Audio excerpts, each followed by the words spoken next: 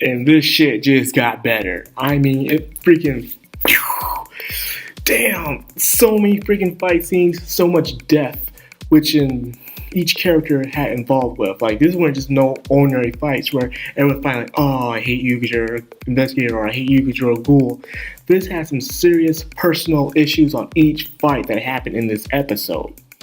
Starting with Juzo versus the twins. Turns out the twins were about to become ghoul investigators. They also had another friend, but after she died, they even knew Juzo back then, and Juzo was like, who cares she dies, man, you know? Pretty much Juzo's still a heartless bastard he was back then, but I still love the guy, because he's pretty much straightforward. He's not be a hypocrite. At least he's still on the same side that he's on, unlike the twins, which moved to the ghoul side. I guess they see the humans just as worse as the ghouls, because when it comes down to it, there are good people and there are bad people. So if there's even another kind of species, there's good versions of it and there's bad versions of it. You can't discriminate just because the whole entire thing is. So that's pretty much saying that's what humans do, you know. Anytime there's something new in this world, we like to discriminate against it and say all of it is bad and we're all good. Even if they didn't exist, shit would still happen because we're still humans. Juzo was freaking merciless. Even without his scythe, he still had all them knives, man. He was acting like some Father Alexanderin up in that shit, man. Just throwing knives all over the place. It's just cutting them down. Next was Ayato versus his father in some way. Because, of course, Mr. Shizaki had his father's armor on, just like I said in the last review. And pretty much the armor's feeling sluggish. Even though the guy's dead, for some reason, his will still lives on for the armor. Whatever, that's bull crap right there. But anyway, it was still a good fight. It was struggle. But it also proved that Ayato, you're not strong, Ayato. You're kind of freaking weak. You got your butt beat by Yamori. You got your butt beat by Kaneki. Now you get your butt beat by this guy.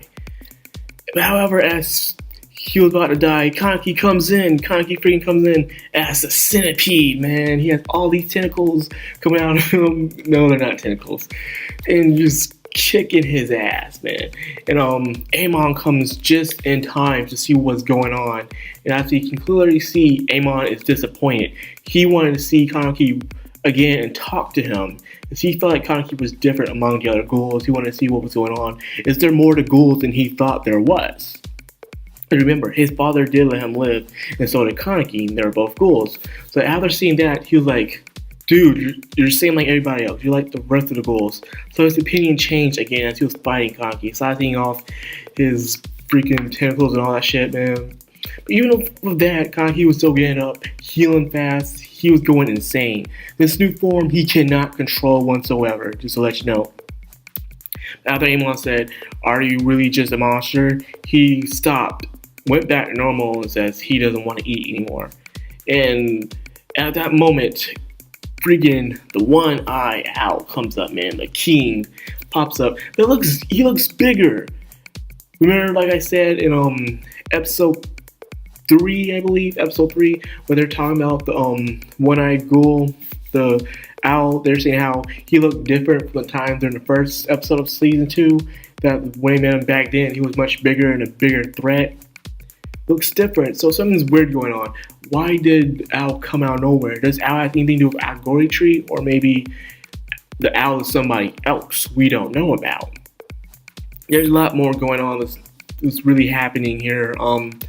So the one guy, Kaneki, freed from jail, is somehow gone, is out of the picture. I guess Ayato did say, do you want to see Miss Rize? And I guess he's off to see Miss Rize. So Miss Rize appears to be still alive. She is not dead. So yeah, like I said, the animation came back, so it was even better than it was last episode. More fighting within the death of each character. Somebody had something worth fighting for in this episode. Everybody had their reasons. It wasn't just, hey, it's all about war, anarchy, and stuff. No, it was awesome. This episode itself gets itself 10 out of 10. You get to see Kaneki's new form. You get to see Owl coming in. All the good stuff, people. This is Tokyo Ghoul, and it's beautiful, and I am loving it. I am still glad that I strayed from the manga, because I like this. I like seeing how Kaneki is still going through the same paths he does within the manga, but it's in an entirely different way. So I did enjoy this. If you did enjoy this, please drop a like, comment, subscribe, share if you could. I'd be much obliged. This is Macron on Anime, signing out.